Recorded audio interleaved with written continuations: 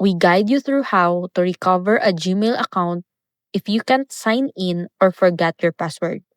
First thing you need to do is go to Gmail sign in page and click Forgot Password.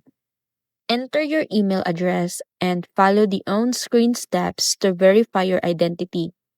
Google may ask you for your last known password and verification code sent to your recovery email or phone number, or confirmation from a trusted device.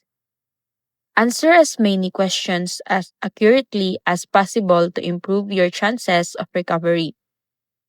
If you don't have access to recovery options, select Try Another Way and wait for Google to review your request, which can take up a few days. Once verified, you'll be able to reset your password and regain access to your Gmail account. After recovery, update your security settings to prevent future lockouts.